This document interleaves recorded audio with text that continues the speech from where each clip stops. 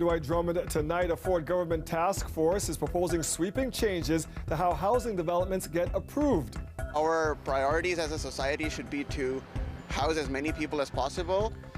The proposal could make housing more affordable. It could also drastically change how cities approve projects. Plus, this cannot be allowed to continue. This is a vital backbone to Canada's economy. Protests over pandemic restrictions and lockdowns are now impacting a critical link between Canada and the U.S. And to expand transit, which we all agree we need, you often have to lose some trees. Some residents of an East End community are upset as Metrolinx begins cutting trees to build new transit.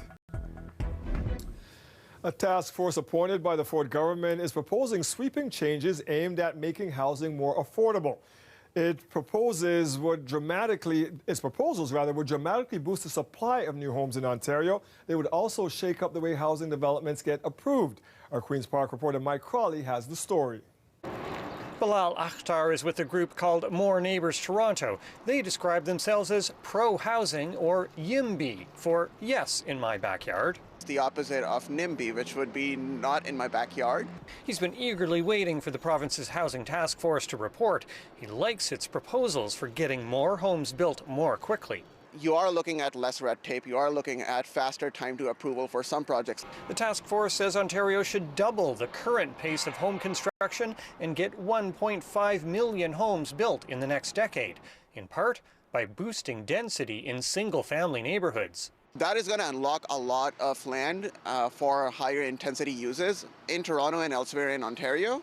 The report also says less time should be spent consulting the public on housing projects and says the province should have much more say over city planning. I believe very strongly, especially when it comes to planning larger urban areas, that the responsibility should rest with the locally elected officials and with the local officials who work in that government, because they know best what is best for their community. The report focuses entirely on boosting the housing supply. It says nothing about how demand affects home prices, such as speculators buying properties as investments. Demand-side policies typically have a more immediate impact. A lot of the recommendations that were put in place on the supply side, while they're very positive and will have lasting impacts if they're put in place, they're not going to help our economy and our housing market for a good 5 to 10 to 15 years. All Doug Ford's had as a priority when it comes to housing is helping out his developer buddies, paving over green space, building more highways.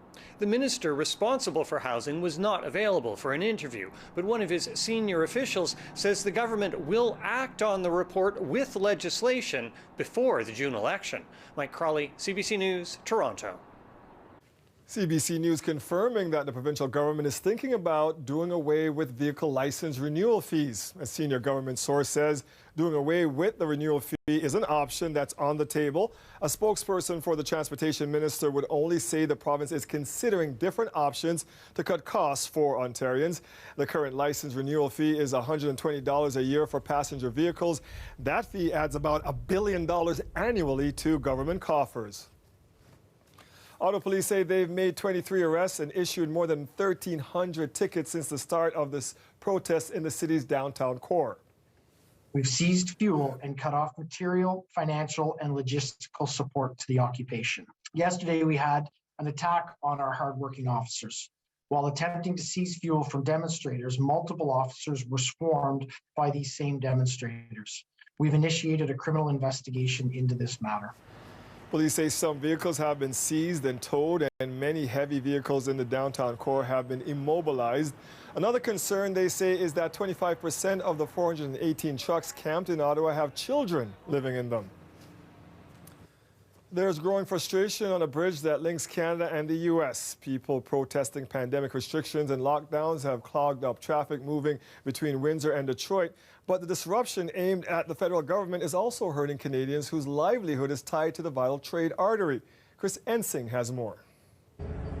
Near silence at the busiest international border crossing in North America.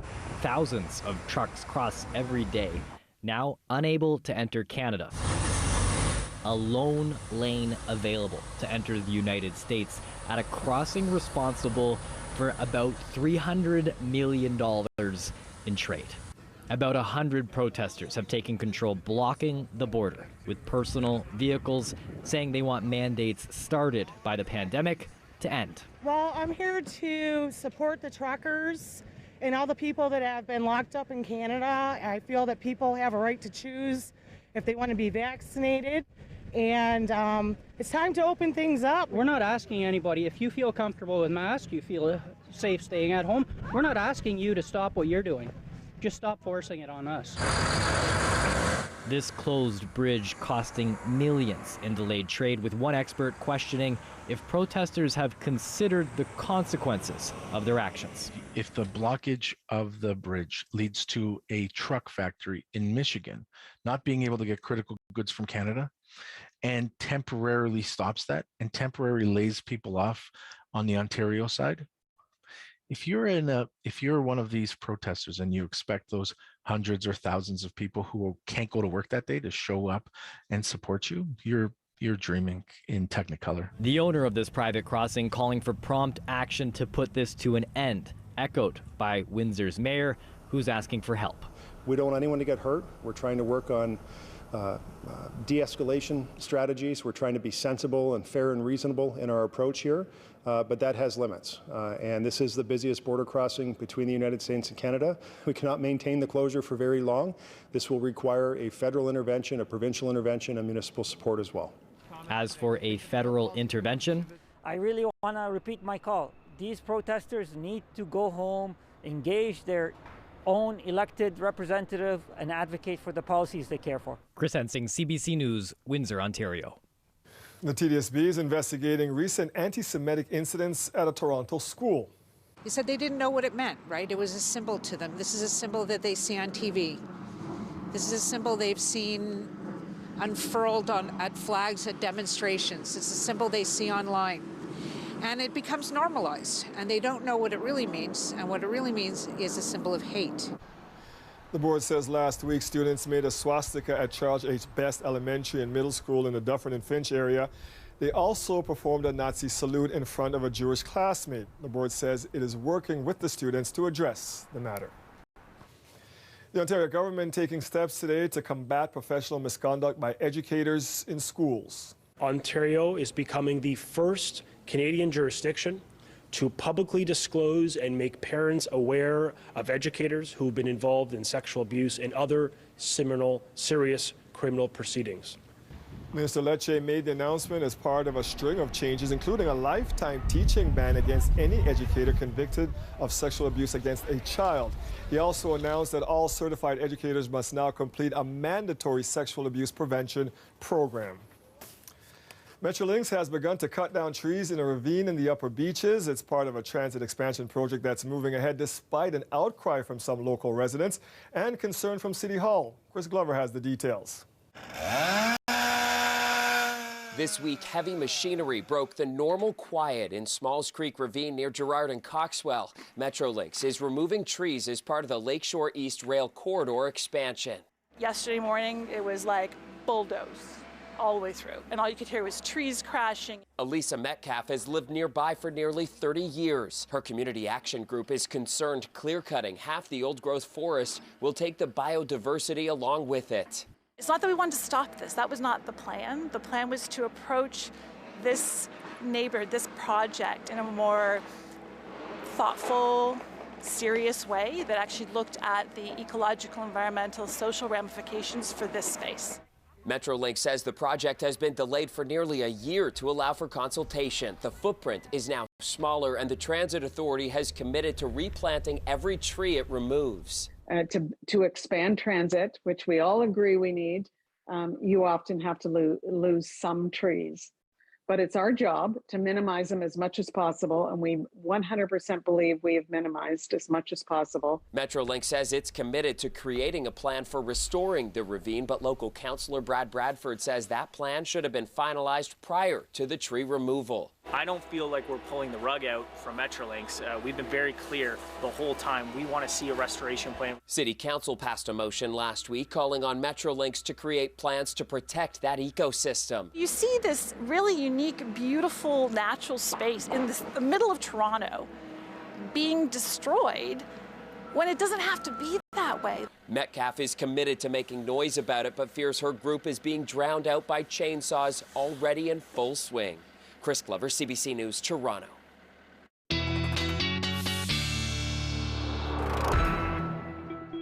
Colin, I hear you have some drizzle for us, and not the sweet stuff we put on desserts, not the good stuff. Yeah, not the good stuff. The opposite there, Dwight, because this is the kind that can freeze on contact. So we do have some milder air moving in. That might be sweet to some folks. But when we have that, and then at the surface, the very cold or below freezing temperatures, it can freeze on contact. So very, very light in nature. It will be patchy, but still freezing drizzle risk. And that's really as we go into the later evening and overnight towards tomorrow morning. And we do have that Alberta clipper coming through, bringing in some scattered wet flurries at times, mixing with a few showers in there because those temperatures will be milder. And the mild air doesn't stick around till the weekend. But hey, tomorrow's only Wednesday, so we've got about 3 days to go where we'll see temperatures, if not seasonal, a bit above before that Arctic air comes back to us.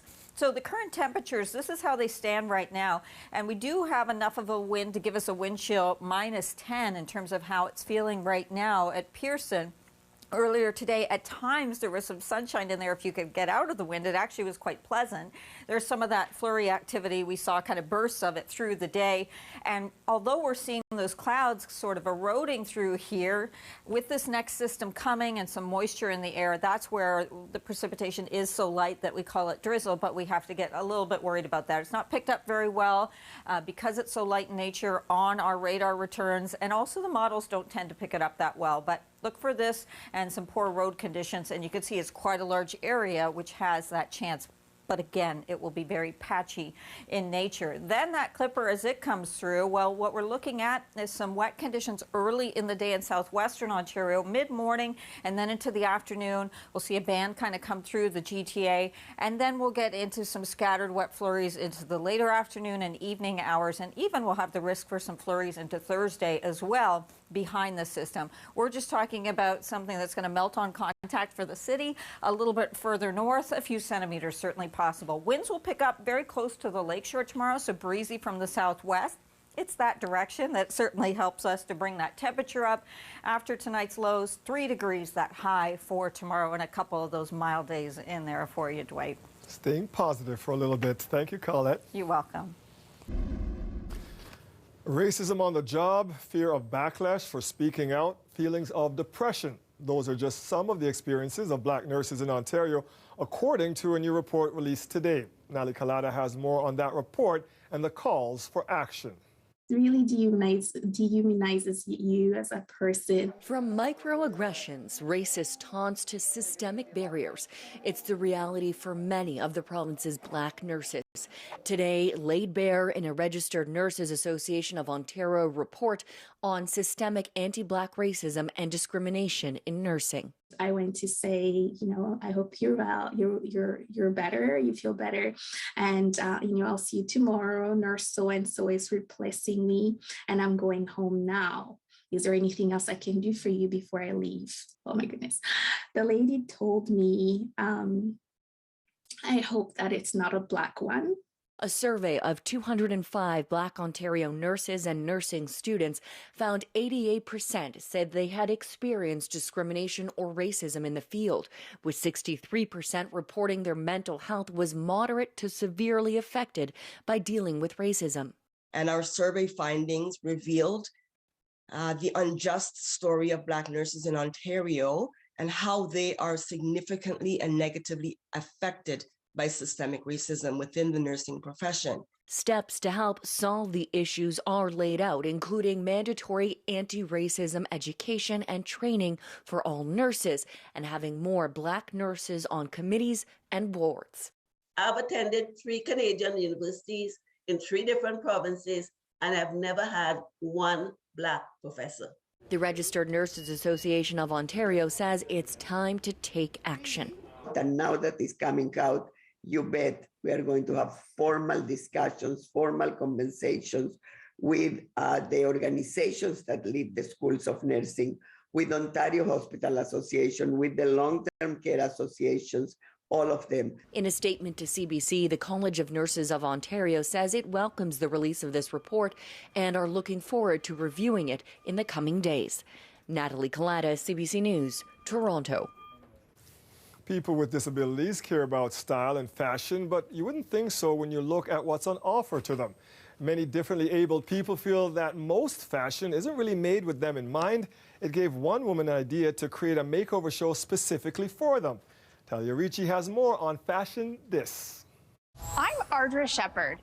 When multiple sclerosis stopped me from wearing heels, I was heartbroken. Fashion Dis is a makeover show that highlights the fashion and beauty and style potential of people with disabilities. What was it that inspired you to create a show like this? It was my own lived experience of becoming disabled and not seeing myself seen in the fashion and beauty industry and feeling like I was looking for those examples of people who were mobility aid users and who looked stylish and cool. And it was really frustrating to not see that out there. There was a long time when I never wanted my name and MS uttered in the same breath. But things have changed, and I feel extremely proud to be a part of this community and a voice for this community. On this episode of Fashion Dis, Claire is tired of settling for clothes that don't fit. Tell me a little bit about Claire's episode. Claire's episode was super fun. Claire is so sporty and confident and cool. It was really exciting to be able to introduce her to some style hacks that she wasn't aware of.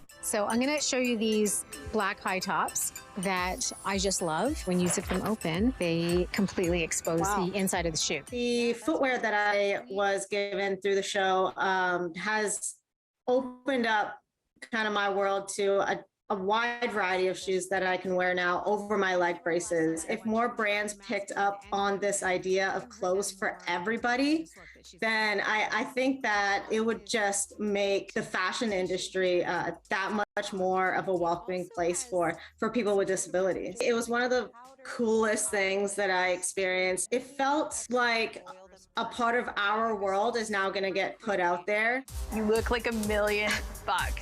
I feel it. What do you hope people talk about after they watch an episode of Fashion Dis? It's really just about normalizing the experience and showing that, you know, people with disabilities, they care about style, they have full and joyful lives just like everyone else.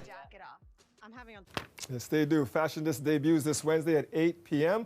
on AMI TV or the AMI app.